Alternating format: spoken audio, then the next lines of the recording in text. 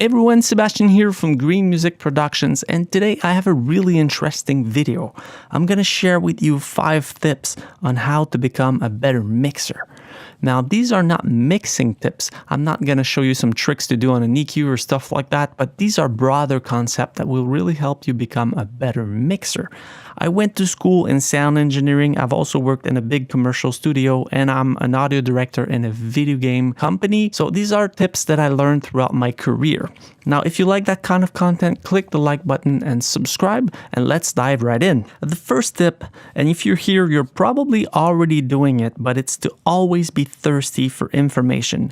Whether you have 50 years of experience in the industry or 1 year or 1 day, be thirsty. Always try to learn. There's a lot of content online. When I started this channel, there was almost nothing about Cubase on YouTube. So I read the manual twice, the whole manual, and I applied what I was learning in Cubase to make sure that I remember that. And that's why I started this channel, is to share the knowledge with other people. Now there's a lot of content out there on anything related to audio or music. And this is a perfect segue to today's sponsor. Today's video is sponsored by Skillshare. Skillshare is an online learning community where millions come together to take the next step in their creative journey, with thousands of inspiring classes for creative and curious people on topics including illustration, design, video, freelancing, and obviously music. Whether it's music theory, learning an instrument, music production, even the music business, there's a ton of content on there. There's even specific things like how to make beats, how to design great synth sounds, or even Cubase specific videos. Now, most classes are under 60 minutes with short lessons to fit any schedule. And you have access to thousands of classes for less than $10 a month if you take the annual subscription. So I'll leave a link in the description below. Make sure to check it out and keep learning. Now, the second tip is to really take the time to learn and understand your tools as a mixer. Just like a musician will learn how to use its instrument, will learn the music theory, will try to recognize the different notes. As a mixer, we really have to learn what we're using and the concept behind those tools. So obviously, the 2 tools you use the most are EQs and compressors. And although they might sound simple, I remember back when I was at school, I thought, a compressor, it's easy. You just, raise the gain, it compresses, it sounds great. But there's so much more than that to it. Obviously, these are all plugins, but we have hardware emulations. And back then, they used different technologies. We had tube compressors, opto compressors, FET compressors, all kinds of technologies, and they all react differently. They all have different release time and stuff like that.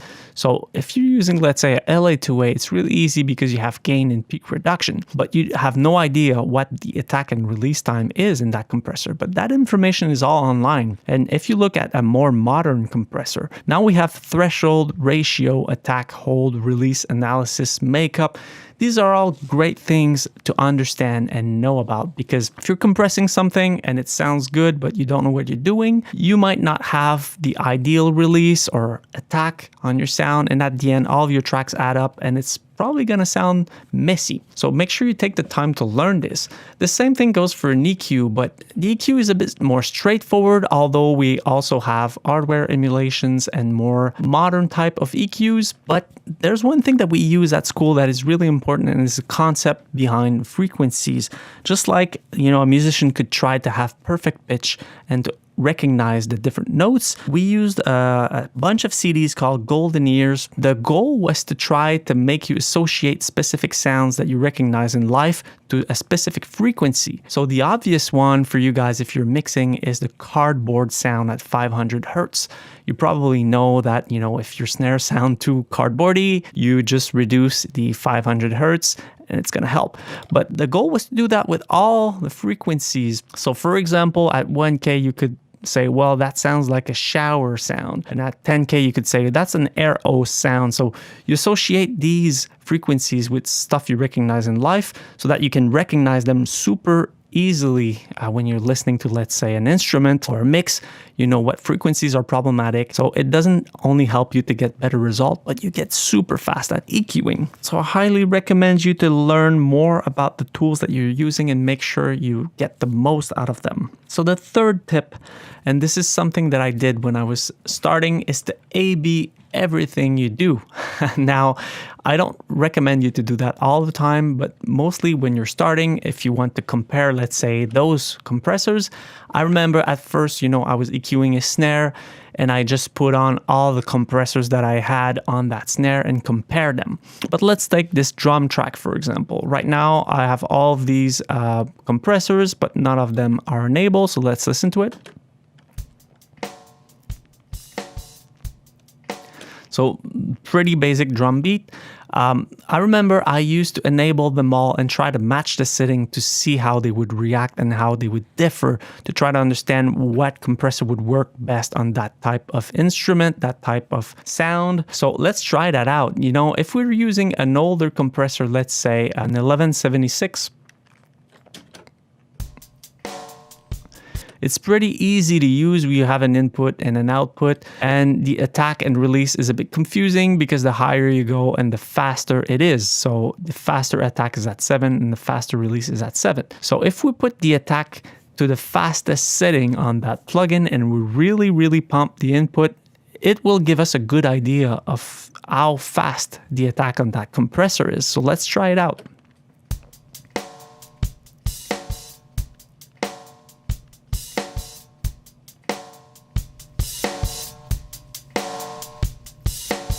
As you can hear, the click is really present, which means that it doesn't catch all the transient. So that compressor is not necessarily a good idea to use if, let's say, I want to really cut the transient. Now let's try this Cubase compressor, which is more of a modern compressor, and let's see how it compares. So I set the attack to the minimum value. I put the threshold to the minimum.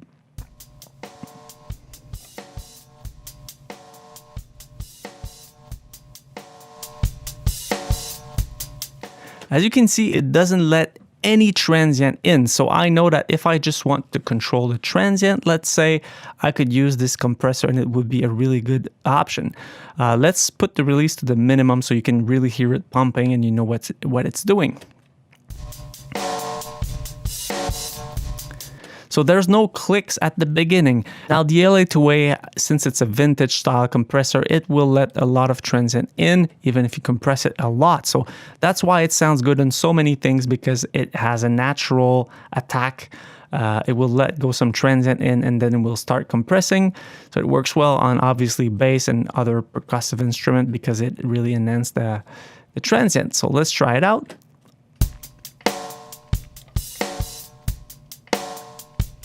Again, we can hear how snappy it is. That means that the attack is quite slow. So these are things you should really learn about the different tools that you're using. Now, the fourth tip is to try to mix with your ears and not your eyes. This is something that is really easy to fall for because most modern EQs now have a spectrum, so we see exactly what's happening. So let's look at this right here. So you see exactly the different peaks at the different frequencies, and we often focus more on what's happening visually than what we're hearing. Most people are visual, so I think it's really important. It's one of the big reasons why it's so much easier to get a good sound super fast on a real analog mixer. It's because you don't see any references, you have a bunch of knobs, and you're only focusing on what you're hearing and turning knobs. And it's something that I really, really enjoy doing, and I often get better results super fast on a real desk. So it's something that I try to apply.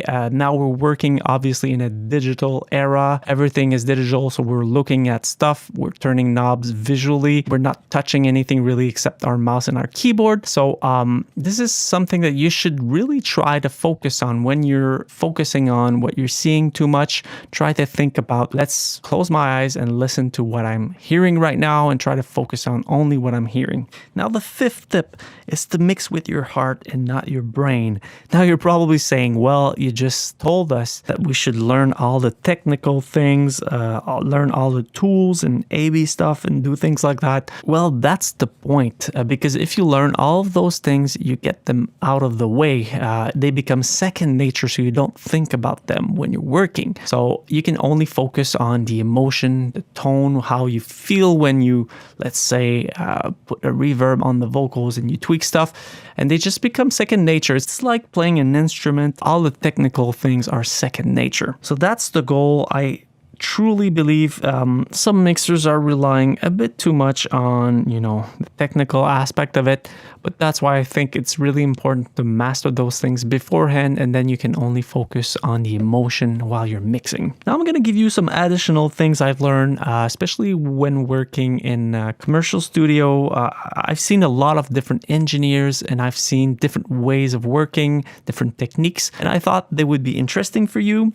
One thing that was really interesting, an engineer was actually never soloing anything. And his argument was that you're never listening to those instruments individually in the track anyway, so you might as well hear what you're doing in context. And that was really interesting, and I started doing that for a while. I'm still soloing tracks, but way less than I used to, because I really found out that it was a really good tip, actually, because we spend so much time in solo, let's say EQing and compressing and mixing a drum, and then when we put it back with the rest, we figure out it sounds like crap and we have to redo most of it. So compressing and EQing in context with everything else really helps save time, at least. So you should try that out. Another mixer I saw was using a technique called LCR, and it's not the LCR you probably know about, but it's to only pan things hard left, center, or hard right. And I've heard a lot of records mixed that way, a lot of big records, and I often try to do it, but I never was able to do it because I always feel like it would sound better if I put it in between.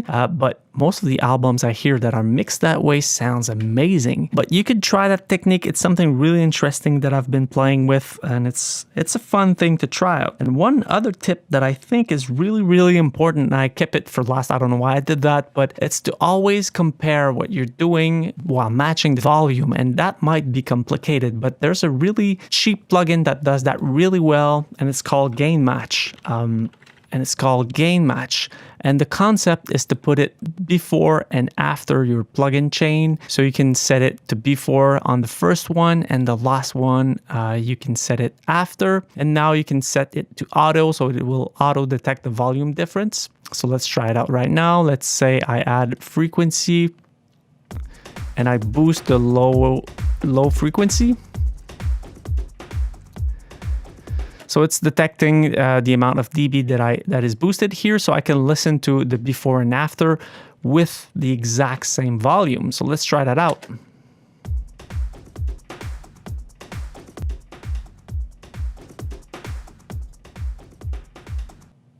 So that way you're really making sure that you're improving the track, because our ear is designed to think that it sounds better if it's a bit louder. And it's a trick that a lot of plugin uses, actually. When you turn them on, they just boost the volume a little bit. So you say, whoa, it automatically sounds better, but it's just a small volume boost. But this is great for that kind of stuff. So you can check them out. It's a plugin made by LedyMix. So you can check out their website. It's really cheap. I think I paid $10. I don't know how much it costs right now, but it's really cheap and a really, really good investment. So try that out, and you'll see that, a lot of tweaks that you've made don't sound as good if you gain match them. So that's it for today. I hope you enjoyed that video. There was a lot of stuff there, but try those concepts, see if they help you out. They help me for sure. And as usual, I'll see you guys in the next video. Bye, guys.